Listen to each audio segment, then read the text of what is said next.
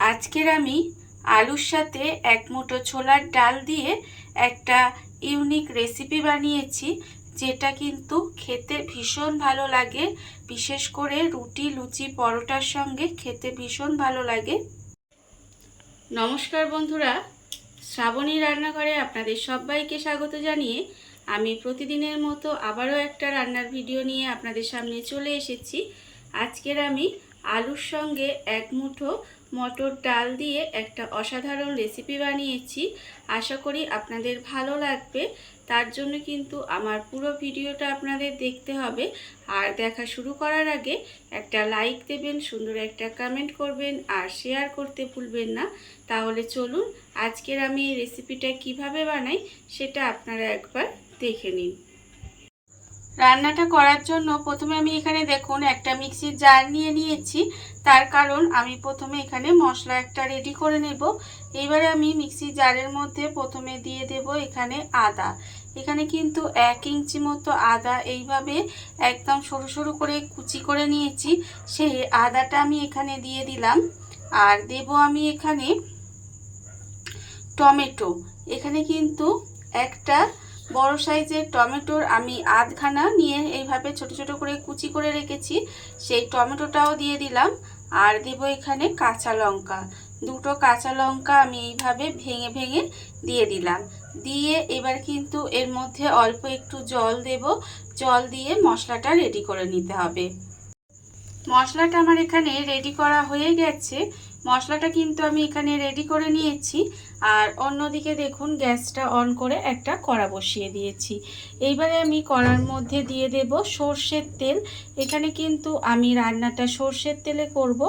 আপনারা কিন্তু যে কোনো রান্নার তেলে রান্নাটা করতে পারেন। আর এটা কিন্তু খুব অল্প তেল মশলায় রান্নাটা করব। খেতে কিন্তু ভীষণ সুন্দর হয়। আর এটা কিন্তু আপনারা রুটি, লুচি, পরোটা যে কোনো কিছুর সাথে খেতে পারেন। খেতে কিন্তু ভীষণ ভালো লাগে। দেখুন প্রথমে আমি এখানে তেলটা গরম করে নেব। তেলটা আমার এখানে গরম হয়ে গেছে। এইবারে আমি এর মধ্যে দিয়ে দেব প্রথমে একটা তেজপাতা মাঝখান থেকে ছিঁড়ে দিয়ে দিলাম।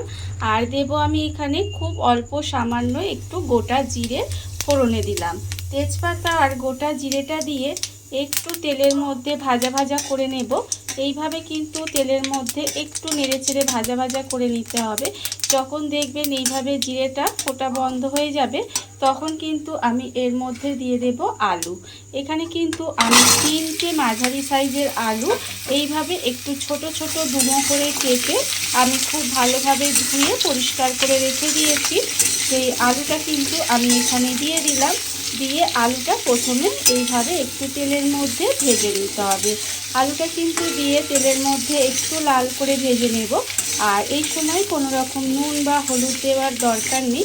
এইভাবে আলুটা দিয়েই কিন্তু একটু ভেজে নিতে হবে। আর আমি প্রতিদিনের মতো আপনাদের একটা কথাই বলবো যে প্লিজ আমার ভিডিওটা আপনারা টেনে টেনে দেখবেন না, পুরো ভিডিওটা দেখুন। আশা করি আপনাদের ভালো লাগবে। আর আমার চ্যানেলে যদি নতুন বন্ধু হয়ে এসে থাকেন তাহলে প্লিজ আমার চ্যানেলটা সাবস্ক্রাইব করে আর পাশে থাকা বেল আইকনটা প্রেস করতে কিন্তু ভুলবেন না। পাশে থাকা বেল আইকনটা প্রেস করে চ্যানেলটা সাবস্ক্রাইব করে আমার বন্ধু হয়ে পাশে থেকে যাবেন। দেখুন আমি কিন্তু এইভাবে প্রথমে আলুটা ভেজে নেব। আলুটা আমার এখানে লাল করে ভাজা হয়ে গেছে। আর দেখুন এর থেকে বেশি লাল কিন্তু আমি করব না, একটু হালকা করে লাল করে ভেজে নিয়েছি। এবারে আমি এর মধ্যে দিয়ে দেব এখানে আমি রেখেছি মটর ডাল। আর মটর ডালটা কিন্তু আমি আগে থেকে ধুয়ে রেখেছি, মানে 1 মুঠোর মতো এখানে মটর ডাল নিয়েছি। সেই ডালটা আমি কিন্তু ভিজিয়ে রাখিনি। আপনারা দেখে হয়তো বুঝতে পারছেন যে এটা কিন্তু ভিজিয়ে রাখিনি, আমি শুধুমাত্র ধুয়ে পরিষ্কার করে রেখেছি। সেই ডালটাও কিন্তু আমি এর মধ্যে দিয়ে দিলাম। দিয়ে এই আলুর সঙ্গে ডালটা দিয়েও কিন্তু 1 মিনিট মতো ভেজে নেব। খুব বেশি সময় ভাজার দরকার নেই, এইভাবে 1 মিনিট মতো একটু ভেজে নেব। আর এতক্ষণ পর্যন্ত যারা দেখছেন অথচ একটা লাইক দিতে ভুলে গেছেন, তাদের বলছি অবশ্যই কিন্তু একটা লাইক দিয়ে নেবেন। দেখুন আমি কিন্তু এই ডালটা আলুর সঙ্গে 1 মিনিট মতো ভেজে নেব। ডালটা কিন্তু আমার এখানে 1 মিনিট মতো ভাজা হয়ে গেছে। এইবারে আমি এর মধ্যে দিয়ে দেব আদা, টমেটো আর কাঁচা লঙ্কা আমি এখানে যে বেটে রেখেছি সেই বাটাটাও কিন্তু এখানে দিয়ে দিলাম। দিয়ে এবারে খুব ভালোভাবে একটু এইভাবে কষিয়ে নিতে হবে। মশলাটা কিন্তু এইভাবে আলুর সঙ্গে দিয়েই কষিয়ে নেব খুব ভালোভাবে। দেখুন, আর এটা কিন্তু সম্পূর্ণ নিরামিষভাবে আমি করছি। খেতে কিন্তু অসম্ভব সুন্দর হয়। যে কোনো নিরামিষ দিনে আপনারা কিন্তু উপোসের দিনে বা যে কোনো নিরামিষ দিনেও বানিয়ে খেয়ে দেখতে পারেন। খেতে অসম্ভব সুন্দর লাগে। খুব অল্প তেল মশলায় রান্নাটা হবে আর স্বাদ কিন্তু হবে অসাধারণ। দেখুন, এইভাবেই কিন্তু আমি এই আদা, লঙ্কা, টমেটোটা দিয়ে একটু সময় কষিয়ে নেব যাতে এর কাঁচা গন্ধটা চলে যায়। আদা, কাঁচা লঙ্কা, টমেটো বাটাটা দিয়েও কিন্তু একটু সময় এইভাবে কষিয়ে নিয়েছি আর কষানো কিন্তু আমার হয়ে গেছে। এইবার আমি এর মধ্যে দিয়ে দেব গুঁড়ো মশলা।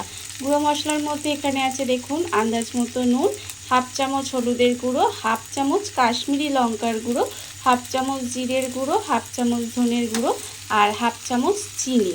এখানে কিন্তু চিনিটা অবশ্যই দেবেন, তাহলে কিন্তু খেতে ভালো লাগবে যেহেতু নিরামিষ রান্না। আর ঝালের জন্য যেহেতু আমি এখানে কাঁচা লঙ্কা ব্যবহার করেছি তাই কিন্তু এখানে আর ঝাল লঙ্কা দিলাম না।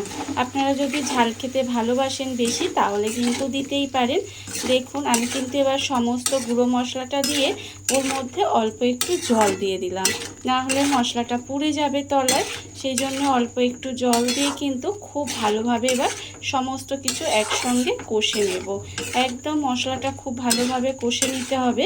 যতক্ষণ না পর্যন্ত তেলটা ছেড়ে দেয় ততক্ষণ পর্যন্ত কিন্তু এইভাবে আমি একটু মশলাটা কষিয়ে নেব। মশলা কিন্তু আমার এখানে খুব ভালোভাবে কষানো হয়ে গেছে আর মশলা থেকে কিন্তু তেলটাও ছেড়ে দিয়েছে। যখন দেখবেন এইভাবে মশলা থেকে তেলটা ছেড়ে দেবে তখন কিন্তু আমি এর মধ্যে দিয়ে দেব জল।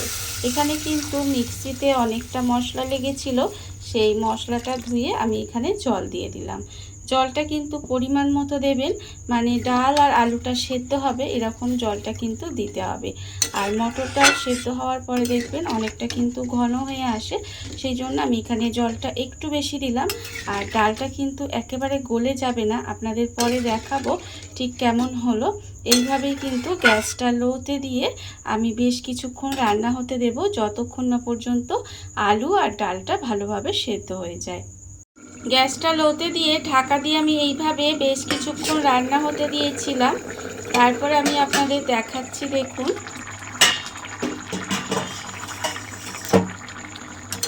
দেখুন এখানে কিন্তু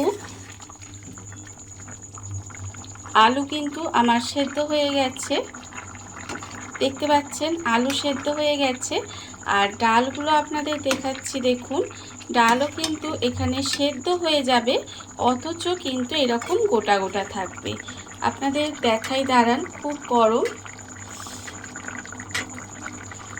এই দেখুন, আপনারা দেখতেই পাচ্ছেন যে ডাল কিন্তু আমার এখানে সেদ্ধ হয়ে গেছে অথচ এরকম একটু দানা দানা থাকবে, মানে একটু গোটা গোটা থাকবে। দেখুন, এই দেখুন ডাল কিন্তু সেদ্ধ হয়ে গেছে কিন্তু একদম গলে যাবে না, এরকম একটু কিন্তু দানা দানা থাকবে। এরকমই কিন্তু এটা খেতে ভালো লাগে। দেখুন, এইভাবে কিন্তু আমি ভালোভাবে মিশিয়ে নেব। আর এখানে এক একটা আলু আমি কিন্তু এইভাবে একটু ঘেটে ঘেটে দেব। ঘেটে ঘেটে দিলে হবে কি, তরকারিটা একটু ঘন ঘন হবে। সেই জন্য আমি এইভাবে কিন্তু একটু খুন্তি দিয়ে আমি এগুলো চিপে চিপে একটু ঘেটে ঘেটে দেব। ডালের মধ্যে আমি কিন্তু এখানে দু একটা আলু এইভাবে একটু ঘেটে ঘেটে দিয়েছি। দেওয়ার ফলে দেখুন এটা কিন্তু অনেকটাই ঘন হয়ে গেছে, আপনারা দেখতেই পাচ্ছেন। আর আমি আগেই বলেছি যে ডালটা কিন্তু সেদ্ধ হবে কিন্তু এরকম একটু গোটা গোটা থাকলে খেতে ভালো লাগবে। রান্না আমার এখানে প্রায় হয়ে গেছে। আমি নামানোর আগে এর মধ্যে দিয়ে দেব সামান্য অল্প একটু গরম মশলার গুঁড়ো দিয়ে কিন্তু এটা খুব ভালোভাবে মিশিয়ে দেব। মিশিয়ে দিলেই কিন্তু রান্না রেডি হয়ে যাবে। আর কত কম মশলায়, কত কম তেল মশলায় দেখুন কত সুন্দর একটা রেসিপি তৈরি হয়ে গেছে, আপনারা দেখতেই পেলেন। আর যেটা কিন্তু এটা রুটি, লুচি, পরোটা যে কোনো কিছুর সাথে কিন্তু খেতে অসম্ভব সুন্দর লাগে। এইভাবে আপনারাও কিন্তু একদিন হলেও বাড়িতে বানাবেন, বানিয়ে আমাকে কমেন্ট করে জানাতে ভুলবেন না যে আপনাদের কেমন লাগলো। দেখুন রান্না আমার এখানে একেবারে রেডি হয়ে গেছে। এবার আমি গ্যাসটা অফ করে দেব আর আপনাদের পরিবেশন করে দেখাবো ঠিক কেমন হলো। দেখুন বন্ধুরা, বাড়িতে থাকা কত অল্প উপকরণে কত অল্প সময় কত সুন্দর একটা আলুর সঙ্গে মটর ডাল দিয়ে একটা রেসিপি তৈরি হয়ে গেছে। আপনারা দেখতেই পেলেন, আর যেটা খেতে কিন্তু অসম্ভব সুন্দর হয়। এইভাবে আপনারাও কিন্তু একদিন হলেও বাড়িতে বানিয়ে দেখতে পারেন। আর এই ভিডিওটা যদি আপনাদের ভালো লেগে থাকে, আপনারা যদি ফেসবুক থেকে দেখে থাকেন পেজটি ফলো করে দেওয়ার অনুরোধ রইল। আর যদি ইউটিউব থেকে দেখে থাকেন চ্যানেলটি সাবস্ক্রাইব করে নেওয়ার অনুরোধ রইল।